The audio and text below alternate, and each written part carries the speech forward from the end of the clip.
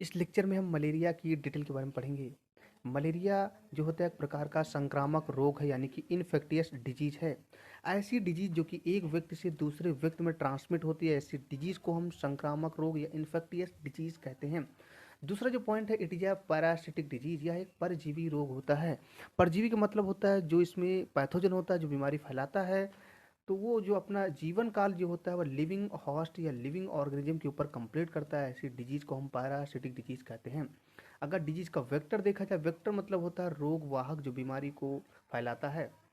तो इसमें जो प्लाज्मोडियम होता है वो मेनली रिस्पॉन्सिबल होता है फॉर मलेरिया। मलेरिया के लिए प्लाज्मोडियम रिस्पॉन्सिबल होता है। भारत में प्लाज्मोडियम की मुख्यतः 3 प्रजातियां पाई जाती हैं जो कि मलेरिया के लिए रिस्पॉन्सिबल होती हैं। इसमें सबसे पहली है Plasmodium falciparum, Plasmodium vivax, Plasmodium malariae. Plasmodium falciparum, Plasmodium vivax जो होती हैं मेनली रिस्पॉन्सिबल होती हैं फॉर मलेरिया के लिए रिस्पॉन्सिबल होती हैं। अगर हम प्लाज्मोडियम के बारे में देखा जाए तो प्लाज्मोडियम एक प्रकार का प्रोटोजोआ होता है जो कि यूनिसेलुलर यानी कि एक कोशिकीय जीव होता है जो कि गंदे पानी में पनपता है। यह मेनली ट्रॉपिकल टेम्परेट रीजन में मेनली पाया जाता है और यह बीमारी का कारण बनता है। दूसरा देखा जाए कैरियर जो बीमारी लेके जाता है उसका नाम है मॉस्किटो। इसमें जो मॉस्किटो बीमारी लेके जाता है उसका नाम है फीमेल एनोफिलीज, यानी मादा एनोफिलीज जो होता है वह बीमारी लेके एक व्यक्ति से दूसरे व्यक्ति। अगर सिम्टम्स ऑफ मलेरिया देखा जाए, नहीं कि मलेरिया के लक्षण देखा जाए, तो सबसे पहले जो प्लाज्मोडियम होती है मलेरिया की, हम लोग की जो ब्लड में जो आरबीसी होते हैं उस पर अटैक करते हैं। आरबीसी में जो हीमोग्लोबिन होता है, आयरन का लेवल डाउन हो जाता है, जिससे हमें एनीमिया हो जाती है, यानी कि ब्लड की कमी होती है। इसके अलावा लीवर पर भी क्या करते हैं, अटैक करते हैं, जिससे इनडाइजेशन की समस्या होगी। जैसे प्लाज्मोडियम बॉडी में एंटर करते हैं तो टेम्परेचर बॉडी का बढ़ जाता है, जिससे बुखार जो होता है 100 से 103 डिग्री 104 डिग्री तक हो सकता है। इसके अलावा जुकाम एक्सेट्रा जो होते हैं इसके सिम्टम्स होते हैं। अगर लाइफ साइकिल ऑफ मलेरिया देखा जाए तो इसमें 2 प्रकार के होस्ट होते हैं जिसके ऊपर लाइफ साइकिल प्लाज्मोडियम कंप्लीट करता है। सबसे पहले होता है मॉस्कीटो जो कि है फीमेल एनोफ्लीज। मच्छर जो होता है उसके ऊपर लाइफ साइकिल कंप्लीट करता है जिसको बोलते हैं sexual reproduction.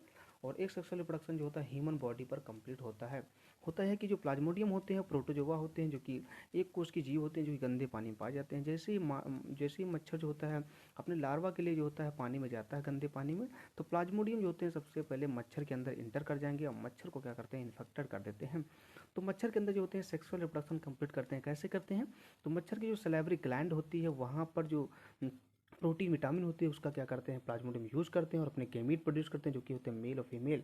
Male female gamete जो होते हैं प्रोड्यूस करते हैं और आगे जाके फर्टिलाइजेशन करते हैं जिससे जाइगोट बनाते हैं। जाइगोट के बाद क्या करते हैं, ये स्पोर बनाते हैं जिनको बोलते हैं स्पोरोजॉइड बोलते हैं हम।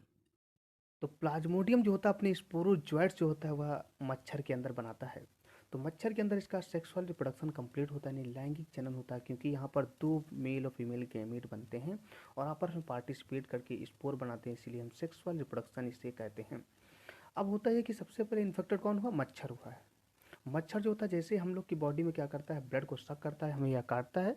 तो जो इसके प्लाज्मोडियम होते हैं हम लोग की ब्लड में इंटर कर जाते हैं।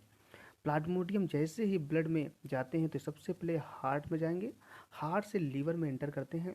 लीवर में फूड मेटल स्टोर होता है in the form of glycogen के रूप में, ये फूड मेटल को यूज़ करते हैं और अपनी संख्या बढ़ाते हैं। जो स्पोरोजॉइट्स बने थे, स्पोरोजॉइट्स जो पहले बने थे जो कि मॉस्किटो के सलाइवरी ग्लैंड में बने थे, आगे जाके क्या करते हैं, ग्रुप बना लेते हैं क्योंकि प्रोटीन विटामिन इन्हें मिल चुकी है।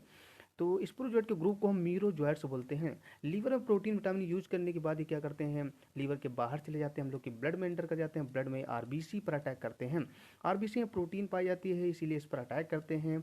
आरबीसी में जो हीमोग्लोबिन का लेवल होता है उसको डाउन कर देते हैं क्योंकि उसका यूज़ कर चुके हैं ये। और आरबीसी में हीमोग्लोबिन आयरन के लेवल को डाउन कर देते हैं।